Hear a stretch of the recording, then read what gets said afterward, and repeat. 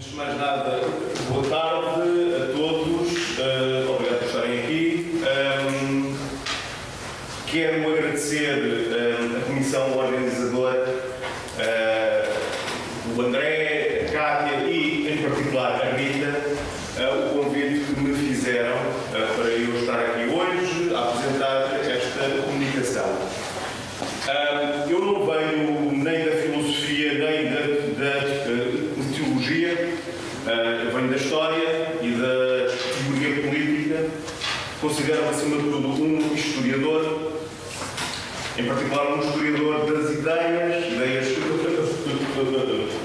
políticas e, sobretudo, ao jantar, costumo fazer teoria política.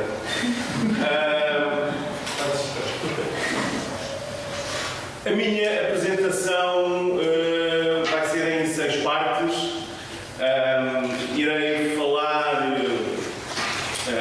muito brevemente sobre a Pouca Madipal e depois as outras partes serão sobre cada uma das obras que eu li e que serviram de base, ou que servem de base para esta apresentação sobre homem e liberdade em Pouca Madipal. Homem, no título, está com H grande e, portanto, homem aqui refere-se ao ser humano, homem ou mulher.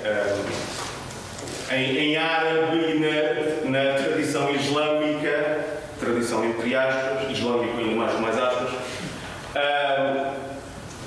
a pessoa, o ser humano, insan, tem a mesma raiz que nisa, e nisa é mulher. Mas como nas línguas europeias o ser humano, a raiz é o homem, enfim, mas aqui homem é o ser humano. E depois espero que compreendam porque é que eu escolhi este título, Adão entre Deus e o Diabo. De qualquer das formas, no livro de resumos há uma explicação muito sucinta sobre o que é que simboliza Adão, o que é que simbolizam Deus e o Diabo.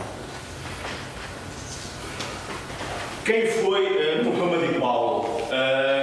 Muhammad Iqbal nasceu em Sialkot, o que era então a Índia Britânica e o que é hoje o Paquistão, em 1877 e faleceu em Lahore, o que era também na altura Índia Britânica e o que é hoje o Paquistão.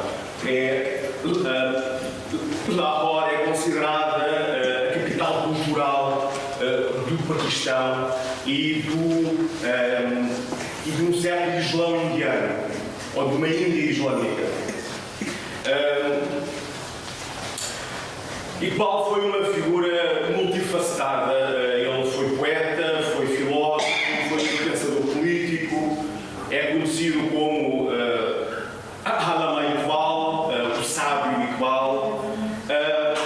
E ele, tal como outros indianos e como outros europeus nesta altura, teve uma educação tradicional, no caso de Iqbal, com um sheik particular, e depois teve uma educação moderna, ocidental.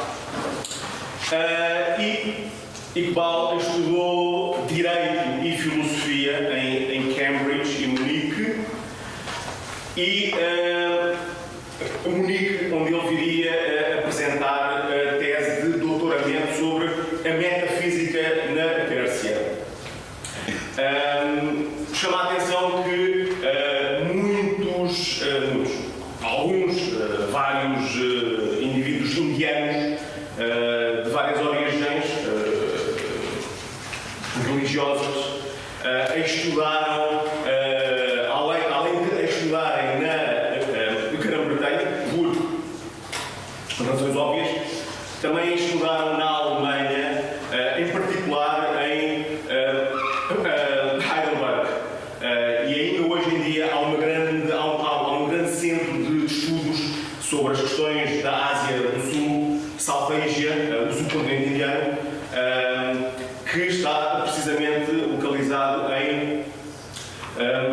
Heidelberg. E apesar de Iqbal se ter formado em Direito e ser advogado, ele muito cedo abandonou a carreira de advogado e dedicou-se a escrever sobre vários assuntos. Assuntos políticos, económicos, história, filosofia e religião. A sua obra deve ser encarada, como é evidente, como uma unidade. E, tal como o Paulo Alves ontem disse, quando uma pessoa escreve muito, muitas vezes não é coerente. Portanto, há muita contradição. Mas a sua obra é a obra de um homem em várias fases da sua vida e deve ser encarada como uma unidade. Obteve o título de Sir pela sua obra poética, Asrar Errudi, de que eu vou falar mais daqui a bocado. Isto traduzido em português será mais ou menos os segredos do ego. E Iqbal também foi muito flexível em termos linguísticos. Escreveu em urdu, em persa e em inglês e é reconhecido como um poeta nacional no Paquistão, na Índia e no Afeganistão e é reconhecido como um poeta importante também no Irão. Iqbal tem várias designações em termos populares. Algumas dessas designações são o pensador do Paquistão. Não foi ele quem forjou a palavra Paquistão, mas foi ele quem expressou pela primeira vez a ideia de um Estado ou Estados separados para os muçulmanos da Índia. E também é conhecido como o poeta do Oriente e o sábio da comunidade. Em termos de pensamento filosófico, Iqbal foi bastante influenciado pelo pensamento político britânico e filosófico, mas nota-se muito a influência do pensamento alemão. Hegel, Bergson, enfim, Bergson não era alemão, mas andou lá perto, Fichte, Goethe, Nietzsche e vários outros, e ao mesmo tempo ele também foi influenciado pela sua outra herança, a herança islâmica, e pronto, eu falo aqui em Rumi, porque estou a assumir que será uma figura conhecida por vós. O Rumi foi um grande místico do século XIII e que veio a criar a ordem dos derviches rodopiantes. Portanto, a figura do Rumi também foi importante para o pensamento de Muhammad Iqbal.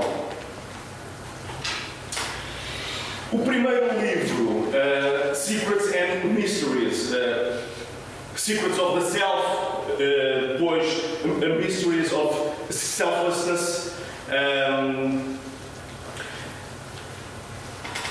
é uma recolha de poemas que Iqbal foi escrevendo ao longo de vários anos. É o seu primeiro livro de poesia, escrito em persa. E Iqbal, na introdução, diz que este livro, ou que estes poemas, foram inspirados num sonho por Rumi. A primeira parte são os segredos do ego, do eu, e basicamente aquilo que Iqbal diz é que os seres humanos são conduzidos por ideais. A segunda parte, os mistérios do selflessness, traduzam como bem entenderem, os seres humanos, individualmente e depois em conjunto, formam um novo ego, que é mais forte e que é coletivo, e que é mais forte por ser precisamente coletivo. E esse novo ego coletivo está unido pelo amor e é fortalecido por tudo aquilo que conduz à ação. Portanto, já se começa a perceber que Iqbal defende, acredita que o ser humano é caracterizado pela ação, por assumir os seus destinos. O segundo livro de poesia, The Message of the East, é uma espécie de resposta a um livro de Goethe, o West-Östlicher Divan, o Divan Ocidente-Oriente, o Divan na tradição iraniana da Idade Média. O Divan eram os livros de poesia. E Goethe, no século XVIII, XIX, escreveu um Divan, um livro de poesia, à maneira iraniana, persa, e que deu o título de o Divan Ocidente-Oriente, ou Ocidental-Oriental. Iqbal admirava imenso Goethe, e em particular a figura de Fausto. Este livro de poesia, The Message of the East, tem um poema, The Conquest of Nature, a conquista da natureza, que está por sua vez dividido em 5 partes. E Iqbal, neste poema,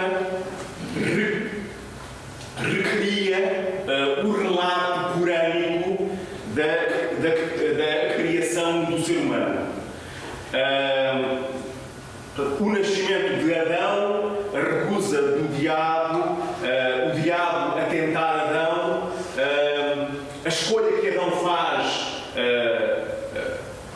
em sair do paraíso e depois as consequências disso numa última parte.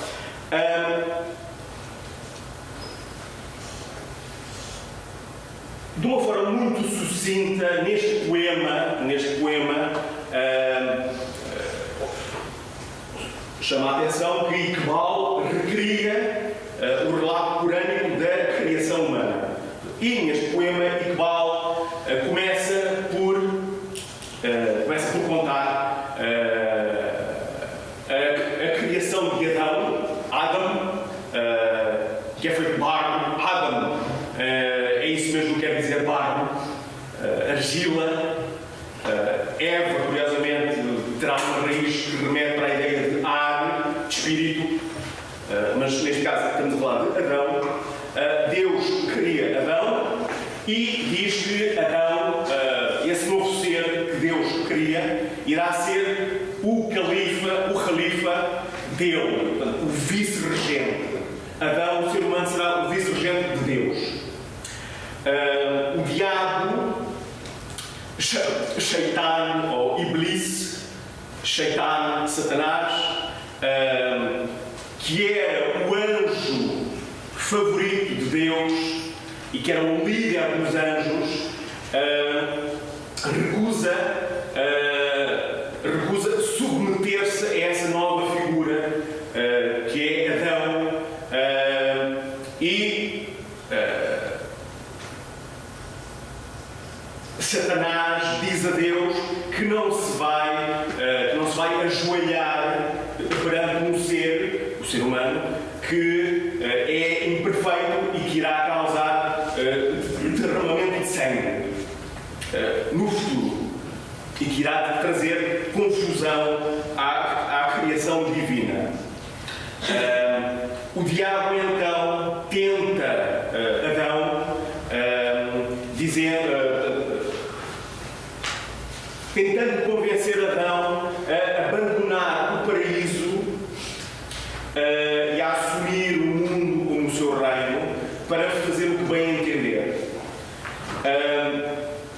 Adão aceita o desafio do diabo e aceita sair do paraíso, mas não com o objetivo de fazer aquilo que o diabo sugere, mas ele opta por sair do paraíso para fazer a obra de Deus no mundo. E portanto, Adão escolhe livremente sair do do paraíso. E diz mesmo que Adão depois diz a Deus que prefere a angústia, a incerteza de viver no mundo do que estar no paraíso, onde tudo é garantido, onde tudo é certo. Porque a vida é precisamente isso. É incerteza, é angústia e também é outras coisas. Neste relato, a figura do diabo, a figura de Satanás, é considerada, do ponto de vista de Iqbal, como até uma força positiva. Porque é o diabo que incentiva o ser humano a escolher e a fazer escolhas livres e a viver no mundo.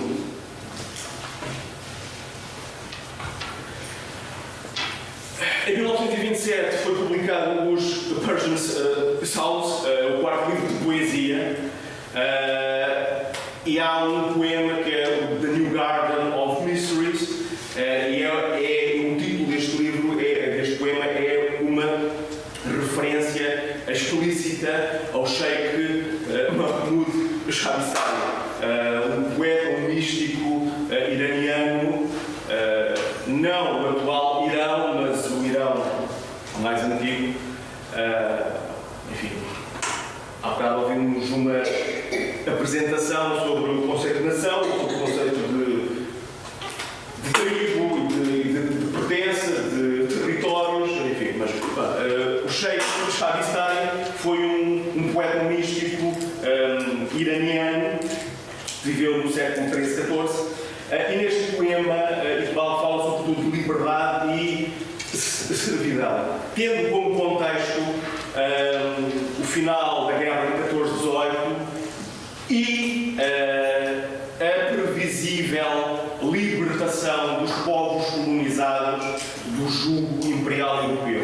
Portanto, aí a questão da liberdade e da servidão, e esses povos colonizados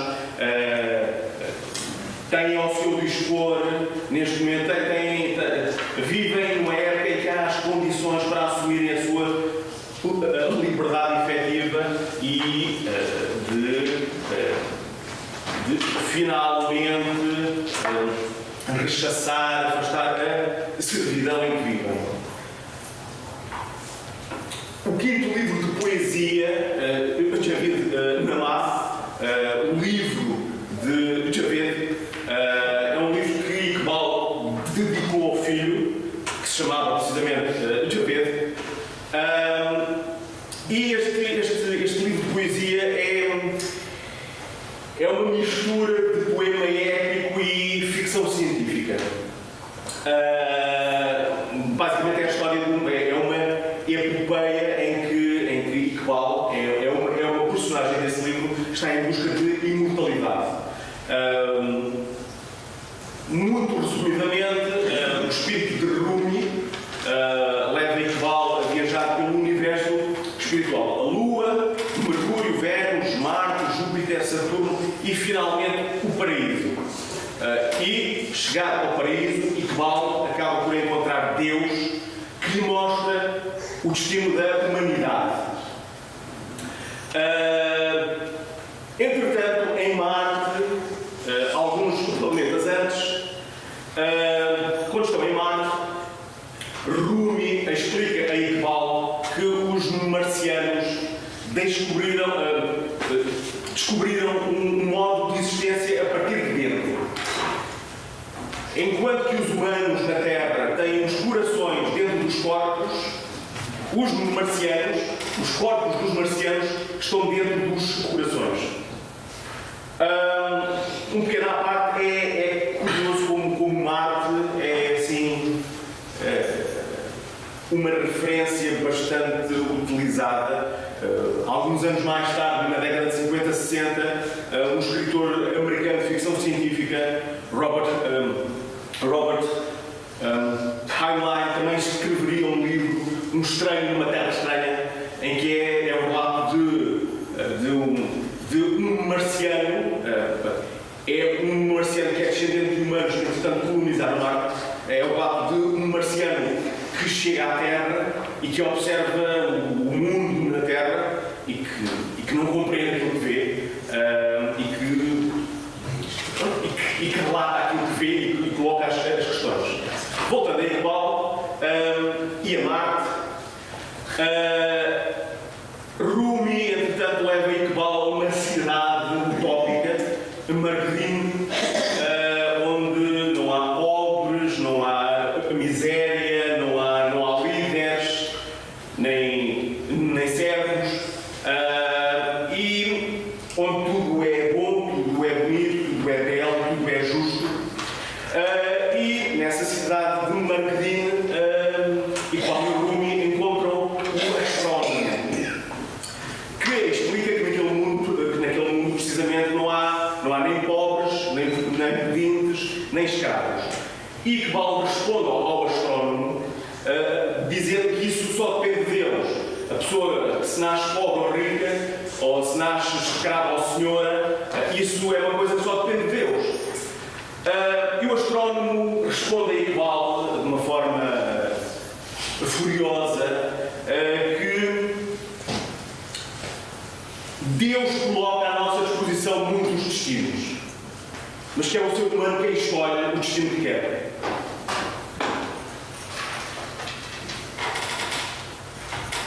Finalmente,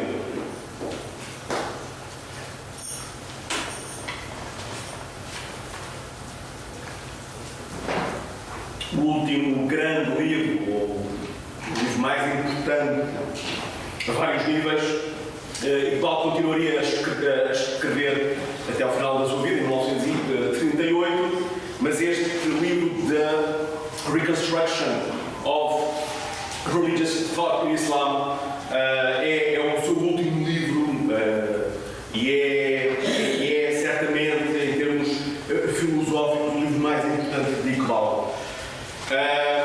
É um livro que compila uma série de conferências que Iqbal foi dando, apresentando em várias cidades da Índia. É um conjunto de conferências sobre o papel do Islão como religião, bem como uma ideologia política e filosófica legal na e para a época moderna, não só para os muçulmanos, mas para o mundo todo. E Iqbal, neste livro, começa na introdução, as primeiras palavras que Iqbal escreve neste livro é que, para ele, o Corão é um livro que enfatiza a ação mais que a ideia e que o ser humano é sempre passível de melhorar-se a si próprio. É o ser humano quem decide o seu destino. E obrigado.